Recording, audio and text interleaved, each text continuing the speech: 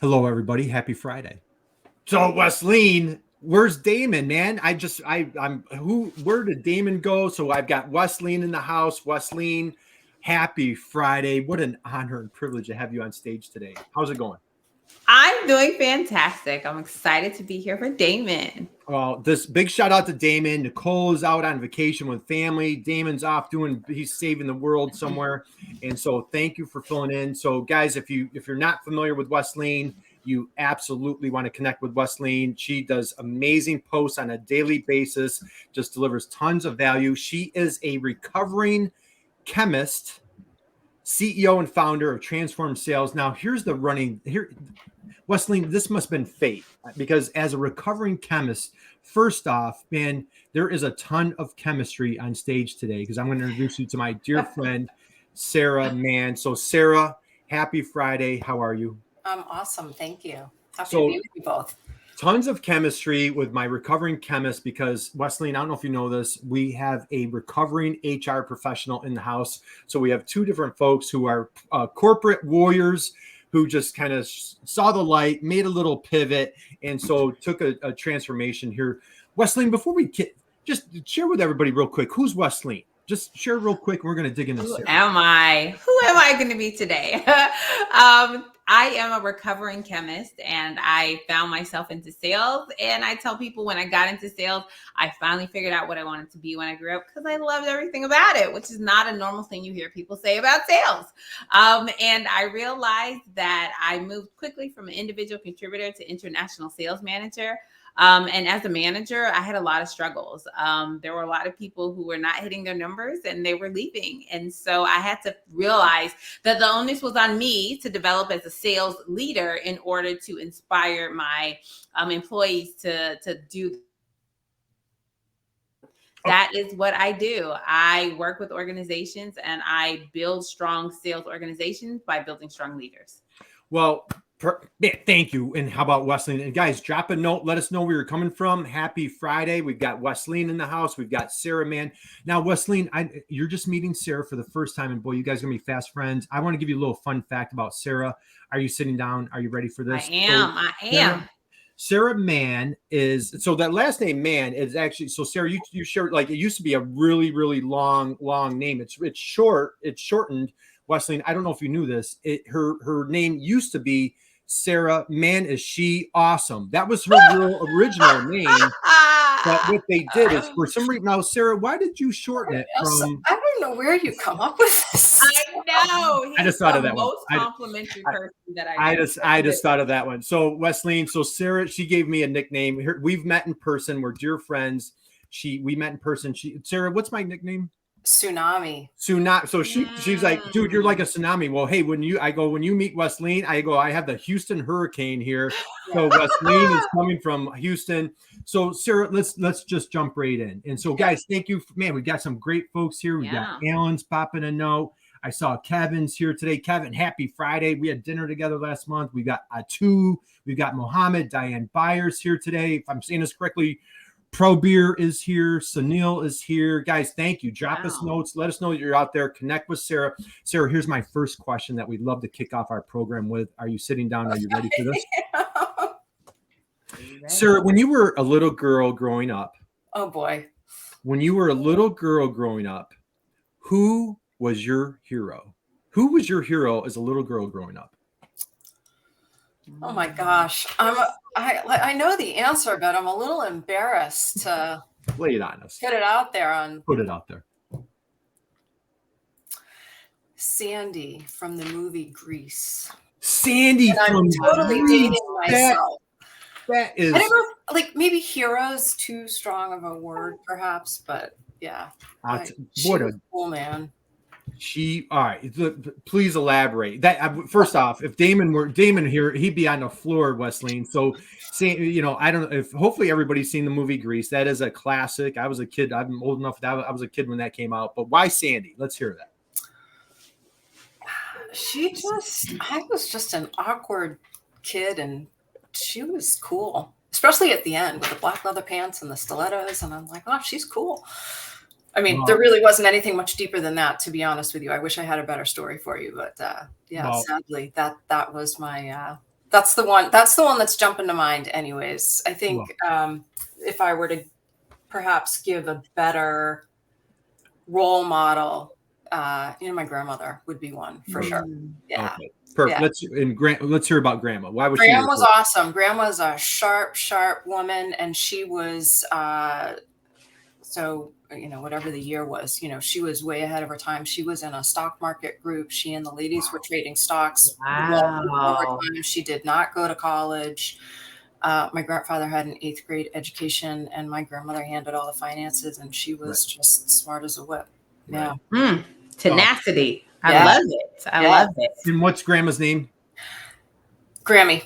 Grammy. All right. Well, hey, we're giving a shout out to Grammy. Hey, we've got a couple more folks here. So Andrew's here. Happy Friday, Andrew. We've got Surag is here today. We've got Jason. Jason, happy Friday, my friend. And how about this one, Sarah? Yes, I saw it. Thank you. Yeah. So, an appropriate, a little summer loving, right? Good, appropriate song for our theme today. So, all right, the heat is on. It's summer. What I'd like to do, Sarah, I'd like to get into. All right, so Grammy was a great role model, huge inspiration for you.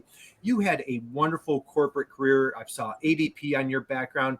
Yeah. So what I want to do is I want to lead up to like 2014. Give us a little gap on give us your background a little bit, your corporate career, and then I want to get into your entrepreneurial journey. But let's start there on your corporate career.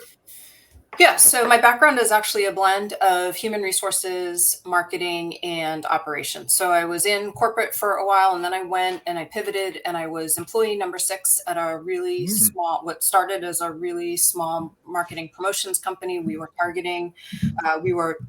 running marketing promotions for brands that were targeting 12 to 24-year-olds. So I had great clients like Timberland and Converse and Dunkin'. Well, now Dunkin', not Dunkin' Donuts. Yeah. And we did a lot of cool stuff, and it was a ton of fun. And I was there for a long time, and I helped them grow the business. We were about, I don't know, a couple hundred, 300 people at the time that I left. We were 45 million in revenues, and that was starting from 6 people, bootstrapping. And it was, I've never worked so hard in my life. And it was a phenomenal experience. And I have lifelong friends out of that experience. And I learned a lot, and I got to do a lot. So I got to manage client accounts, and I got to manage teams and all kinds. And I did research. I headed up client services for a while. I headed up research services for a while. I headed up the operations group for a while. So I got to do a lot, which was great. And then business was acquired, restructure, et cetera. I got laid off, and I had some interim gigs, and then I ended up at ADP in human resources. Okay. And in 2014, I just was needed things to be different in my life. And I sat down on the couch next to my husband, and I shoved a PowerPoint under his face, and I said, I'd like to quit my job. Here's how I think I can make money. Will you support me? Wow. And he sort of glanced over at what I'd put on PowerPoint, said, yeah, it looks good, and went back to watching Sports Center. So you know what? And that was my first thing on my notes right here. I was going to so just for anybody out there, Sarah, is that your advice? You go to your spouse with a PowerPoint while they're watching the show, in your case, Sports Center. Is that how it's done? Is that how you start your entrepreneurial? I think he didn't need the PowerPoint. I think I needed the PowerPoint. I needed the PowerPoint, and I needed it. I needed the PowerPoint, and I needed the support. That is absolutely hysterical. So, I'm curious. So you said your first stint into, really, I guess, deciding or understanding who you were is you did a mix of everything. And you said you have done HR, operations, and marketing, which are kind of like on opposite sides of the spectrum of any organization. Yeah. So in each of those roles, what would you say was your favorite thing that you got to do? Oh, gosh. Well, some of it's easy. On the marketing side, managing client accounts, because we had phenomenal clients, and we were doing fun things. We were doing big events. Converse was my primary client for a long time. I had more pairs of Chuck Taylors in my closet. And it was a great brand, and the team was great, and we had a lot of fun. So, and it just was great to be able to help people come up with what's the strategy that's going to help you target your your core audience and how can we execute on that for you. And human resources, the part that I really loved the best was partnering with the leadership teams and coaching. And operations, I'm good at operations. I'm good at making stuff happen and getting things done. So that piece of it came naturally. Yeah. And then another thing that I wanted to ask is, so a lot of times people don't realize the difference of going from a really small organization to a really big, or vice versa. Yeah. And so what was the biggest challenge that you had going from a smaller organization to a giant like ADP? Yeah. Oh gosh, I don't know that I've ever given that any thought. Well, I think I started in a really large organization. My first job out of college was a company that had many years ago was acquired by EMC, which is now Dell. So I started in a pretty corporate environment, and then being in the agency was great because we were just really a tight-knit group of people, even as we continued to grow. And I was very close to the CEO and the COO. And so then I think going to ADP, which was also really corporate, was back to where I had started. Yeah. So it just maybe took me a little bit of time to readjust, like, oh, wait a minute, we've got some different protocols here than I've had for the last 10, 11 years. So that's fantastic. Hey, we got some more friends here. So, hey, Wesleyan, Whitney Houston is in the house. So Whitney, happy Friday. Thank you for joining. I wanted to pull this comment for you, Sarah. Sandy says, hey, Diane says, Sandy, then given to peer pressure, demonstrated self-worth and worked through difficulties and transformed herself by her terms. We'll drop the mic there, Diane. Thank you. Yeah. We got a couple other folks. Pen, I don't know. Wesleyan, pronounce that one for me. Pankaj, maybe. There we go. All right, Sanji's here. Hi, everyone.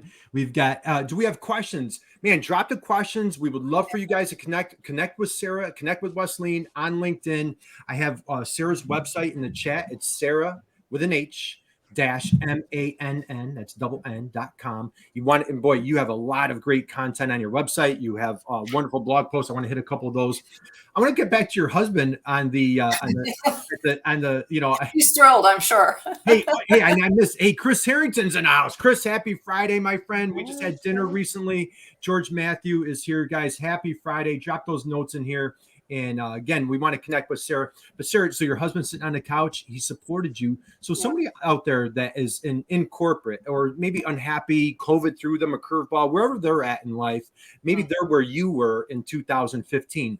Anything that you want to share as far like, taking that leap of faith. I just talked to somebody yesterday and, our mutual friend, Darcy, I talked with a gal that works for Darcy and when she took that entrepreneurial leap, like she was like, man, I was scared. And Darcy was a huge help helping her do that. What advice do you give to folks of like making that entrepreneurial leap?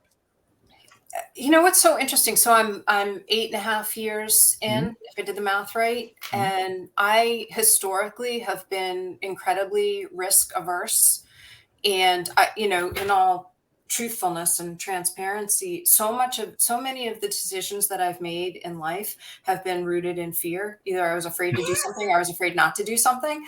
So I still sometimes look back and say, wow, how did I end up doing that? Because it really is about the scariest thing that I've done, that and maybe getting married.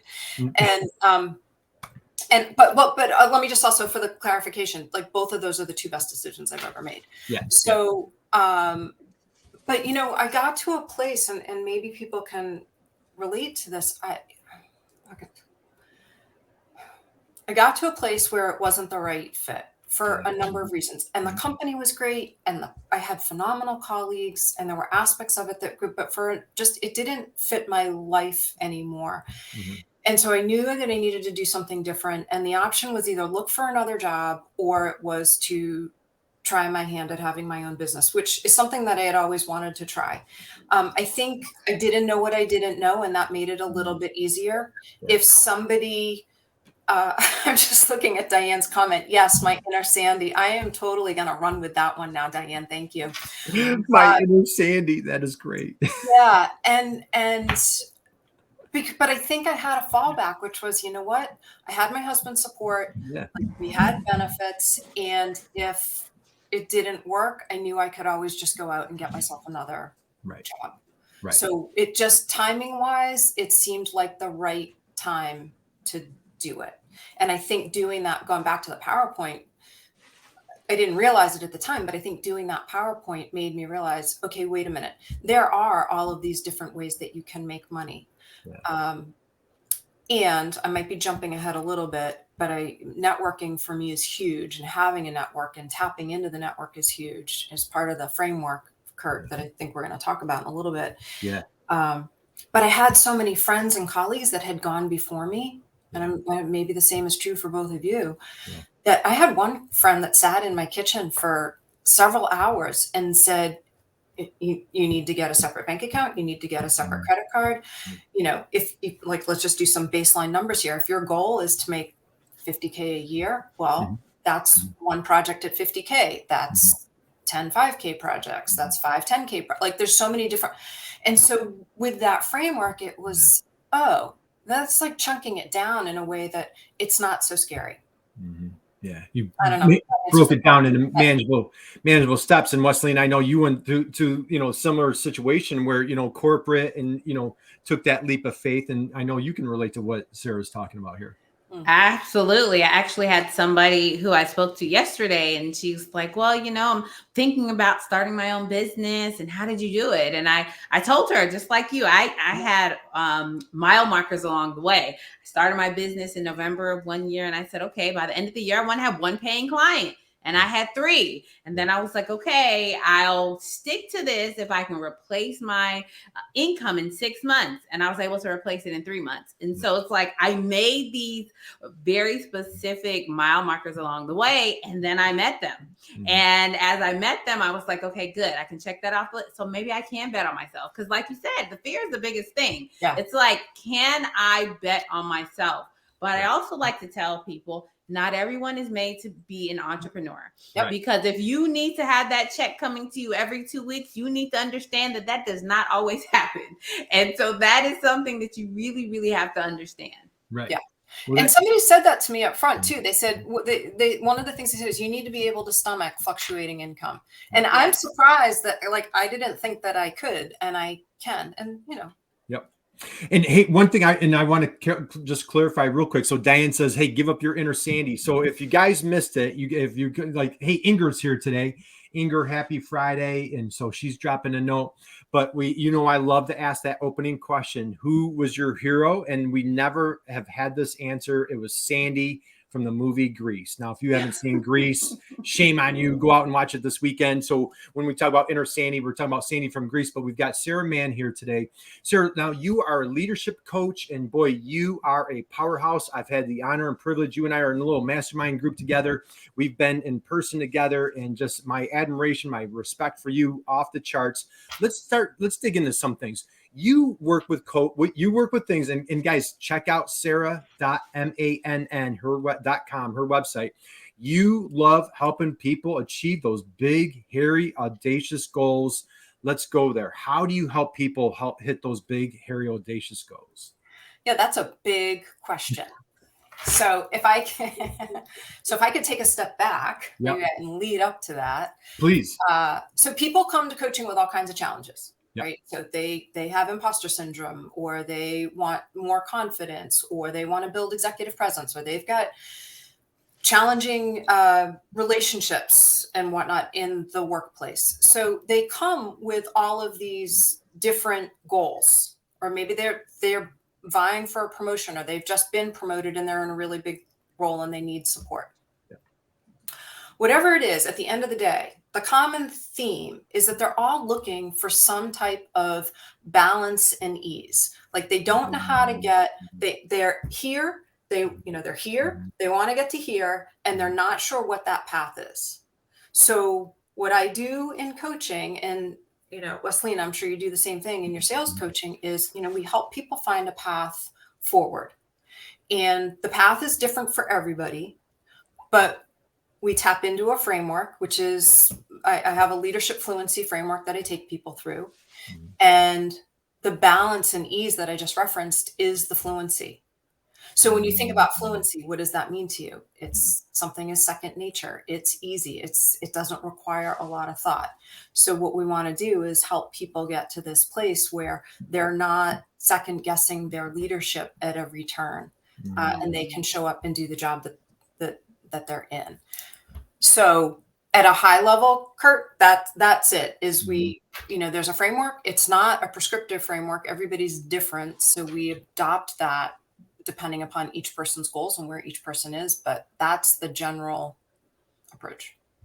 I love it. Hey, we got Alan drop. Hey, Alan, happy Friday, my friend. We've got Fortune Favors the Brave. Hey, we got Henrita from Ghana is here today. We've got Manir says, great conversation from Colleen. We've got MDs here today. So guys, thanks. And again, earlier somebody said about questions. Boy, pop those questions. We'll hit those as they come in.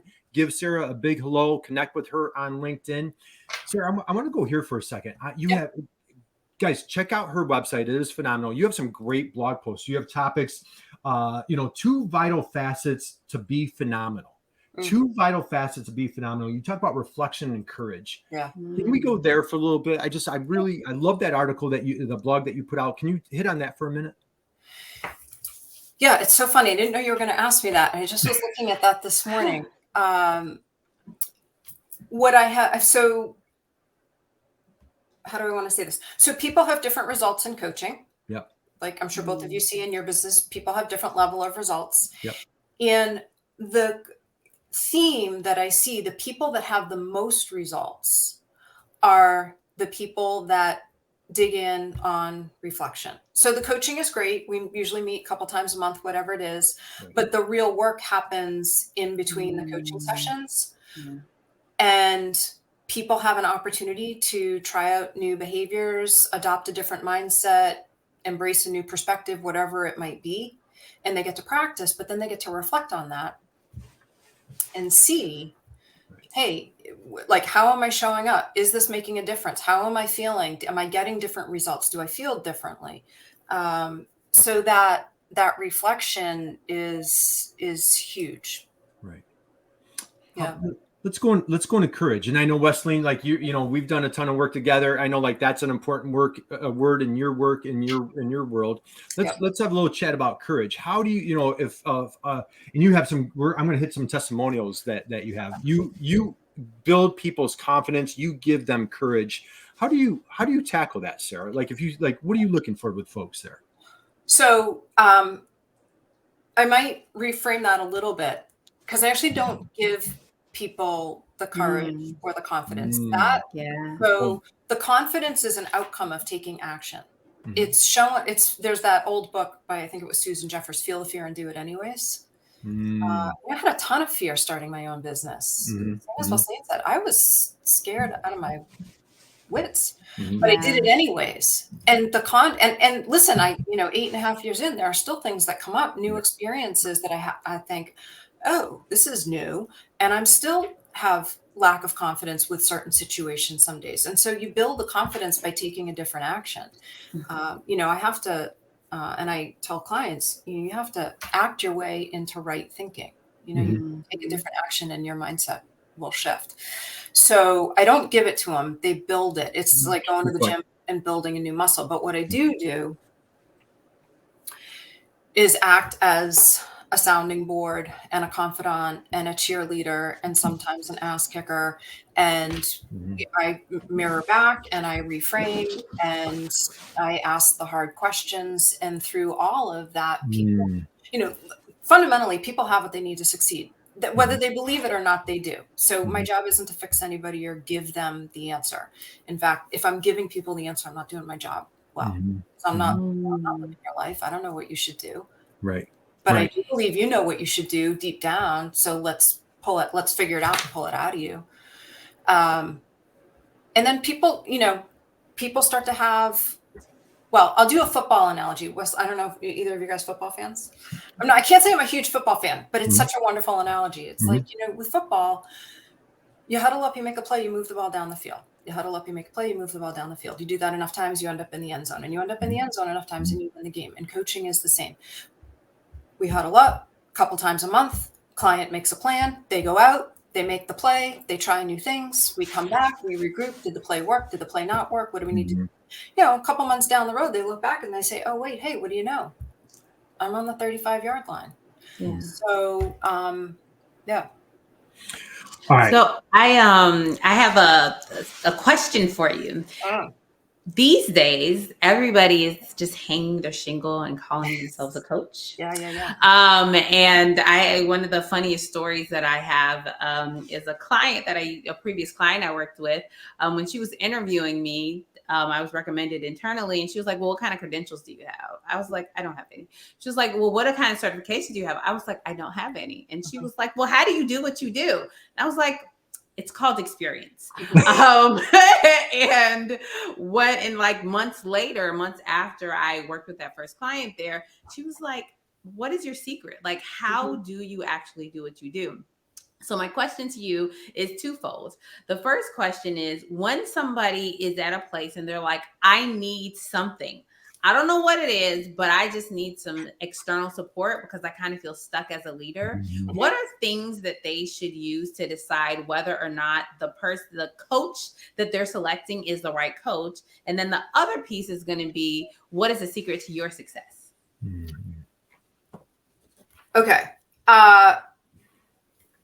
So on my website, there's actually a blog post, which I forget the title of it, but it's, if you're thinking about a coach, ask these questions. So that's a reference for people. And I have, in terms of people working with me specifically, I have information in there that says we're a good fit if boom, boom, boom. We're not a good, if we're not a good fit, if you're looking for a check the box activity, or you're not interested in, looking under the bed at the scary monsters and seeing what's under there, along with all the dust mites. So it's helpful for people to understand what the coach's approach is or what the coach's philosophy is. And I've just shared a little bit about my philosophy, which is, I think, the client has the answers. My job is to help support them and help them achieve their goals and pull those answers out of them. People have different philosophies, and I have a lot of experience as well. And so I can offer that experience. I can offer that experience in a coaching way that's not telling somebody what they should do or giving advice. So I think it's, and my litmus test is, and what I suggest to people is, do you want to get stuck in an airport together? Right? Because if we can be stuck in an airport together and enjoy the company and really have that partnership, coaching's probably going to go really, really well. Perfect. Good. Man, we've got some great comments here. So Jason drops, love that idea of one client in a year. We've got Junior says, happy Friday, beautiful people. Diane has another comment here. You can have an awesome coach, but if you don't practice, reflect, make it necessary improvements, you stay in the same place as where you started. Thank you, Diane. You always drop great conversations. We've got Lovis is here today. Kaleem says, is fear and procrastination the same? Sarah, do you want to take that one? Is fear and procrastination the same? What are your thoughts there? I'm going to say no. So I'm not an academic. Maybe there's some academic answer to this, but if I think about my own personal experience, yes, there are times when I am in fear and I procrastinate because I am afraid. There are lots of other reasons people procrastinate. They don't know how to, I'll speak for myself. I don't know how to start. I've got something big and it feels overwhelming and I don't know how to break it down, or I don't have clarity. I'm not sure about what it is that I'm trying to do. And so where do I start? So I think there's all kinds of reasons that people, it's something that needs to get done. It doesn't feel particularly motivating. Like when I started my business, I was trying to balance my own books. That was short-lived. I mean, really. So listen, if anybody's out there and you're not, and you are thinking about starting your own gig at some point, like, to Wesleyan's point, it's not for everybody. Figure out what you're good at and then get support for the things that, I am not a bookkeeper. That's not a good use of my time. So back to the question. So I do think that they're different. I think that they can be interdependent sometimes, but I do think they're different. Perfect. Hey, and Chris Harrington drops a note. Great advice, Sarah. Love this. Sometimes I need a cheerleader. Other times I need a kick in the rear end, huddle up and move the ball forward. Yeah. Excellent analogy. And hey, Curt, I'm just seeing a comment that Diane made. You can have an awesome coach, but if you don't practice, reflect, and make the necessary improvements, you stay in the same place. And so absolutely. And so that's where the courage comes in. So the reflection is, hey, how am I doing? Where am I at? Am I making the progress that I want to make? And then it's the courage to do something differently. Because if you keep doing what you've always done, you're going to keep getting what you've always got. Nothing changes. Nothing changes. I love that. The reflection and courage. And if you don't, Sarah, if you don't mind, I'm going to, hey, enough about Sarah. All right. Hey, Wesleyan, are you sitting down for this one? I'm going to share a couple of things. These are some of the comments. So guys, we're at the top of the hour. If you're just coming in, again, we're with Sarah Mann. I have my co-host Wesleyan, and I want to share, Wesleyan, a couple of things that people share about working with Sarah. So Sarah, if you don't mind, I'm going to share. This is from a gentleman that was in the Naval Academy. He's a commanding officer. He said, I owe my seamless transition from the military to civilian life thanks to Sarah. Another person, she challenged me to articulate the criteria that matters most. Another person, since working with Sarah, my confidence is back. Another person, unique style of approachability, curiosity, and honesty. Another person, choosing Sarah was my best career investment. This is and I love, this is my favorite. I'm better in my personal and professional life thanks to Sarah. And here's the last one. My coaching experience with Sarah was nothing short of exceptional. Sarah, curious minds want to know, what is your secret? How are you, you're changing lives? I know you're very humble. I probably made you very uncomfortable, and I'm glad that I did. But you are, in all seriousness, you're executing your gifts. If you didn't have the courage to sit down with that PowerPoint with your husband that night while I was watching Sports Center, you would have changed all these lives. How does it feel that you can make this impact, or what's your secret there? I'm going to answer that. What might be a little bit of a roundabout way, but so before I left corporate, I was in what I affectionately and lovingly refer to as the cycle of doom. So there are just a lot of inflection points in my career where I felt fundamentally alone. I didn't have the support. I didn't have the resources. I either didn't have a network or I didn't lean on my network. Mm-hmm. And my strategy was to double down and work harder. And so for anybody that's done that, you probably know those are diminishing returns, but you get a great return on investment on your stress level and challenging relationships from that place. So I was working because I either didn't know how to ask for help. I was afraid to ask for help, or I was afraid if I asked for help, I was going to look like I didn't know what I was doing. So I just worked harder. Then I became really overly self-reliant. And then you do that long enough, and I ended up in an echo chamber. So now I'm giving me advice. So that's just really not a good place to be. Mm-hmm. And then from there, my self-perceptions are flawed because I'm just talking to myself all day. And from there, it's really just a hop, skip, and a jump from this place of feeling a part of something bigger, like a part of a community or a part of an organization, to feeling apart from. And I times I just was alone. So, and I thought it was just me. Mm. But that experience is what ultimately led me to the leadership fluency framework, right? So with leadership fluency framework, we talk about 5 anchors. So it's the concept of put your own oxygen mask on first, right? And build a strong foundation. 1, identity. Who do you want to be as a leader? Doesn't matter if you're self-employed, you're in an organization, whatever. Who do you want to be? Values. What do you stand for? Value. If you haven't done a values exercise, highly, highly recommend it for people, because values provide really great guardrails, and they help people understand how to interact with us. Well-being. Mental, physical, spiritual, emotional, financial well-being. Hugely important. Connection. I talked about network. So how are you tapping into your internal network, your external network, to not only help you achieve your goals, but also just life enrichment and fulfillment, right? Mhm. And Surgeon General says that we have a loneliness epidemic. 1 in 2 adults in this country has experienced loneliness. And you know what? When you experience loneliness, you're no big surprise. You're at greater risk for anxiety and depression, but you're also at greater risk for heart disease, stroke, dementia, and premature death. So I'm the uplifting. This is the uplifting part of the program today. So Hey, was hair loss on that list, Sarah? I wasn't sure. And I'm then, just kidding. and then the last one is neuroagility. So listen, life throws curveballs. And how resilient are you in the face of adversity? And how well do you handle challenges?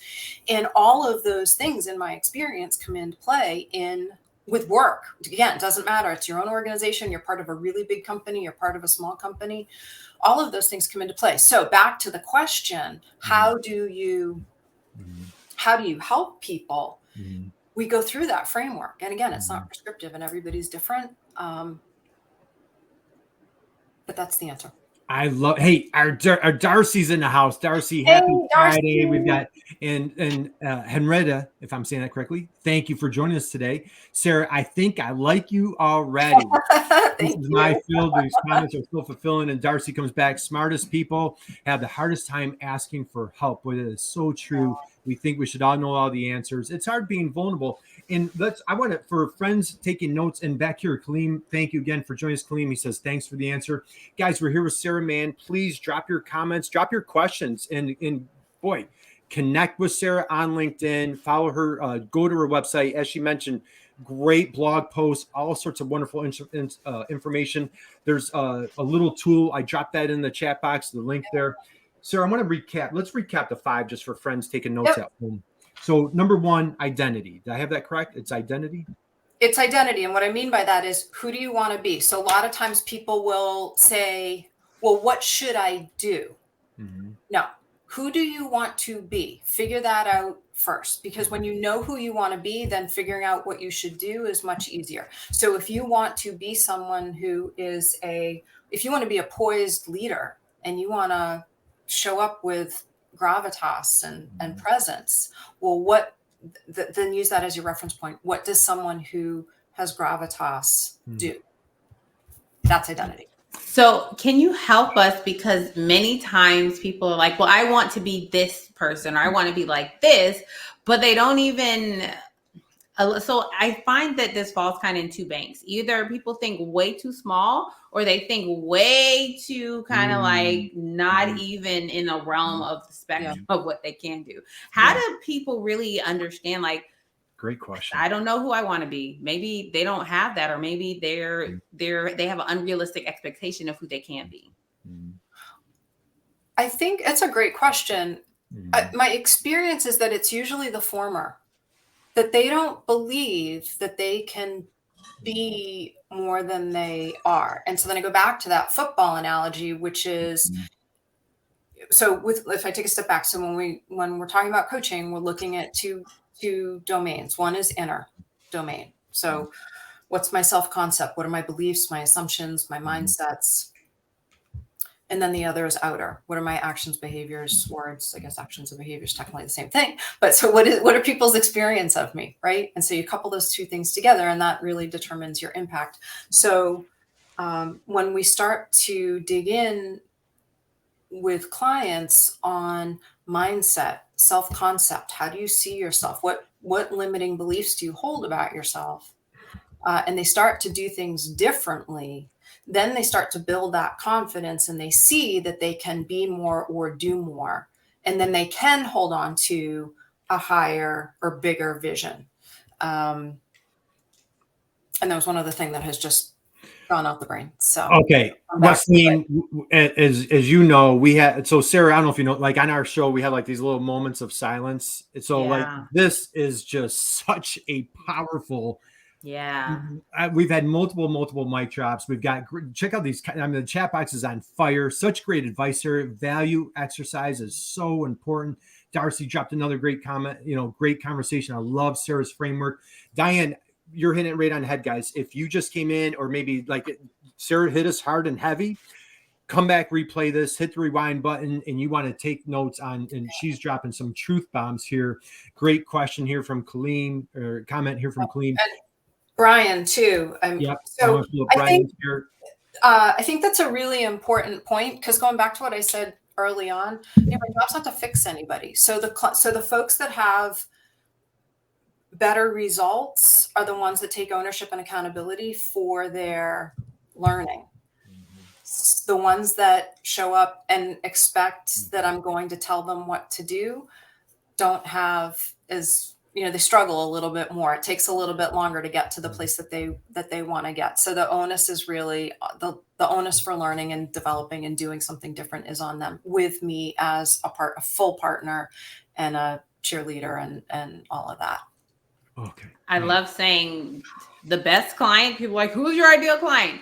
Do you have the propensity to change? If you don't have the propensity to change, then we're not a good fit. But if you do, and it's like that fixed mindset versus that growth mindset, like I am willing to do the work. I know it's going to be hard, but I want to achieve something different. Yep. Yeah. And I don't know, Wesleyan, as a coach, I don't know if you experience this or not, but I have so many clients at the end when we're talking, they say that was really different than what I thought it was going to be. I thought I was going to show up and you were going to tell me what to do, but it's so much better. And you opened up avenues for me that I did not know existed.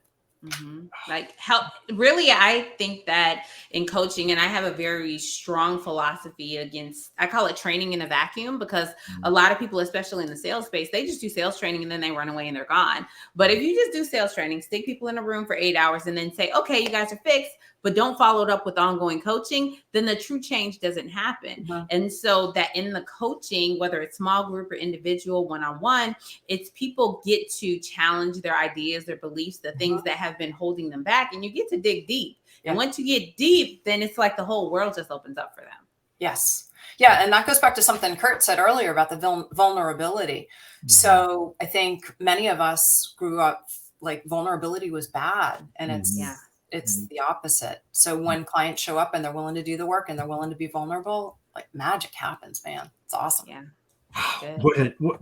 You know what? Thank you for leaving corporate, Sarah. So just, just all the people that are just benefiting. I know, just I'll speak for myself, just, how much benefit you're just dropping today is just phenomenal. Don't ask what you want to do. What do you want to be? Like that was just like, total mind blowing question right there. So just to, again, recap that identity. I love when you're talking about put on your oxygen mask first. I love when you talk about that. Number 2, you said values. Number 3, well-being. Number 4, connection, your network. 5, the resiliency and agility. I know I want to be totally mindful of your time today. I know you're super busy. Any other things that you want to dig into those 5? I'd love to go through each one again, but is there anything that you want to really hit home with for folks today? I think, there's so much that we could, to your point. I think the ones that tend to come up the most in coaching, that people get the most bang for the buck, if you will, all of them, I guess. But one is well-being. So we, especially since COVID and the world of work has changed and people are tired, and especially women, and many women are conditioned to put everybody else first. And so it's this reprioritization of self, which is the oxygen mask, so that you can show up better for colleagues, for family, for your team, whatever that might be. So well-being is huge. Connection, I think, going back to my cycle of doom, I certainly underestimated for many years the importance of a network. And it's not just when you're looking for a job. I could pontificate for a very long time about all the reasons why we need people in our lives. So that's a big one. And then mindset. A lot of clients haven't thought about mindset much before coming into coaching. And we do some exercises, some that are grounded in neuroscience, that at the end, clients almost always come back and say, that's the thing that had the most impact, is because now I know I can approach this situation from above the line or below the line, and that's a game changer. So yeah. How about this? There are so many mic drop moments. Training should move to coaching. Mic drop. I just want to pull up one more. Guys, thank you for all your comments. I trying to get as many as I can. I have the issue myself. I hate to admit that sometimes I pretend I'm someone else in order to help myself. Brian, thank you for sharing your comments. Wesley, I'm sorry, I didn't mean to chime in, but go ahead. No problem. I agree that the mindset work is the thing that a lot of leaders are missing. It all starts up here, whether you're an HR leader or you're a sales leader or marketing leader. If your mind isn't in the game, if you have all of this baggage that you're carrying from your personal life or from childhood or from wherever, it impacts what you do and how you show up. And so for starting with mindset and focusing on those things, that I too have found is what people are like, this is why you're different. This is why your program is better than what's out there. Yep. We have a guest who's just zoomed in. Who's this guy? So Damon, dude, like I've been listening. I've been listening. Oh my goodness. Mine. I finished my other meeting a little bit early, and I'm like, "Oh man, I gotta jump in." I gotta go. I don't even have words. I'm going to pull up one more comment here. We've got Sarah. If you're ever back in gym class picking players, please pick me. Bravo today. So you know what? I know, Sarah. I know we're coming into home. So just before we wind down, thank you. I can express my gratitude to you. I have like tons of notes. I know everybody in the chat box, tons of notes.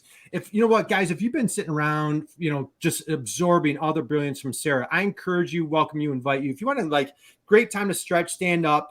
And how about we give Sarah a huge standing ovation for just absolutely hitting the ball out of the park. And I Wesley, and I don't know about you, I had chills through half of this program. Yeah, this was just so good. Sarah, take us home. What last thoughts do you want to share with everybody today? So a couple things. So first of all, I'm just seeing that Kaleem has a question. Did I miss a question? I'm sorry. Where is it? Yeah, I know it's me who has to start and find my identity. Then we all need mentors to reach our desired destination. Do you agree? Yeah. And so there is, I definitely make a distinction between a consultant, a mentor, a therapist, and a coach. Those are all 4 different roles. And, but certainly mentor or coach or really any of them in different ways can support. Going back to that connection piece, I don't think that I'll say for myself, operating in a vacuum almost did me in. That did not support my career growth. So yes, I do think that. And there was one other question from the very beginning. Was there? Well, from Chirag, how can leaders balance the need for stability and consistency with the need for innovation and change in a dynamic business landscape? And that's a really big, that question is bigger than a bread box. And I go, for me, if we had more time, I go back to identity. Who do you want to be? What kind of leader do you want to be? What do you want to espouse? What qualities do you want to espouse? What do you want people's experience of you to be? And what are your values and how are you honoring those values? And so I would probably use that as a starting place for trying to answer that question. Well, that was perfect. Hey, we get Alan, our friend. Alan, thank you. He gives a bravo. We have a thanks from Colleen. Yep. Wesleyan, what takeaways? What are your thoughts of today's little jam session? I think I really liked, I like the framework, right? My recovering chemist brain, I like frameworks. And so I like that, there are certain things that as leaders, you have to focus on in order to get from where you are to where you need to be. And at the end of the day, a lot of people are like, I just want to skip to the steps. When I'm working with them, they're like, but I just want to know how we can make more money. And I'm like, but your mind is jacked up. Yep. And if you don't fix your mind first, you're never going to make more money. So let's fix your mindset first. And they're like, okay. And I think it's the same thing that you really stated. It's we have to do the work in order to get the results. Yeah. Do the work. Takeaways, resiliency, reflection, courage. Guys, again, please go back. If you're catching this on replay, just, connect with Sarah on her website. Tons of information. Sarah with an H-MANN. Sarah, here's my last question for you. Yes. Are you ready? I'm going to try to be ready. You ready? Last question. We're going to let you go because I know you've got to run. Yeah. Now, Damon, I'm not going to do baseball because you know what? She's talking football today. You missed it. We're all big football. It's not even fans. preseason yet. We're all, I know it's getting close. She was mentioning football and like getting things into the end zone. So here's a hypothetical. You're a New England gal. Are you a Patriots fan? Maybe. I like to watch football. Okay, so let's just say you're a Patriots fan. It's you're down by 1 point. Okay, you're down by 1 point. There's 3 seconds left in the game, playing your arch rival, your most hated team of all time, and they need a field goal. And lo and behold, like you're the field goal kicker. Who knew that, right? Sarah kicks. Wesleyan, did you know Sarah kicks field goals? And so the coach says, "Hey, Sarah, man, get out there and kick the game-winning field goal." As they call you out to go kick the game-winning field goal, what's your walk-up song? What song do you need on the loudspeaker for you to hit that field goal? Well, this is just so embarrassing. I really wish you'd given me a heads up on that one. Are we going back to Greece? We're going back to Greece. Are we going back to Greece? Sorry, we're going back to Greece. We're back where we started. What song? You're the one that I want. You're the one that I want. All right. So, Damon, I asked who is your hero. That's a good one, though. I asked her who was her hero, and it was Sandy, Olivia Newton-John from the movie Grease. Man, one of the best answers of all time in our review. So, all right. I know we're coming into time. Sarah, any last words? Any words of wisdom to part with us? So, a couple things. One is, I think you put a link in the chat. So, if people want to click on that link, you can download a copy of the Leadership Fluency Framework, and there's also a quick exercise you can do. Went through it with a client just yesterday, and it was enlightening. Let's just say that. She's being modest. Game changing. Creates awareness and helps the client figure out where she needed to focus next. So that's available. If you go to my website, I think you have to scroll. Top of the website on the right hand side. If you click sign up, you can get on the newsletter. So I send a weekly newsletter. My goal is always actionable commentary and not spam, and I'm not selling your name or anything like that. And if you scroll all the way down to the homepage, there's an executive presence quiz. Nice. So 3 ways that if someone's saying, well, how can I increase my leadership fluency today? Those are 3 pretty quick and easy ways that you can, and check out the blog because I've got all kinds of stuff on the blog. Check out the blog. Another one, 8.5 lessons from self-employment. 4 leadership lessons from open mic night. So guys, check out Sarah's blog. Let's wind down. Everybody in the chat box, thank you. We appreciate you week in and week out. And just, it's our honor and privilege bringing just amazing people like Sarah. Wesleyan, thank you, my friend. You're such a blessing to me. Appreciate you filling in. Damon, better late than never, brother. Appreciate you being here. So, hey, on Monday, we have a great. Our guest, all 4 of you, our guest, it's a married couple, and we've never done this before. The topic is how to thrive in business and in marriage. That's our conversation on Monday. So if you want to watch it's a really fun. It's Amber and Tim Wilborn. So again, guys, thank you. Appreciate you. God bless. Sarah. Thank you. Thank you, my friend. Hang out with us for 1 second, and guys, have a great weekend. Bye. Bye. Thanks, everyone.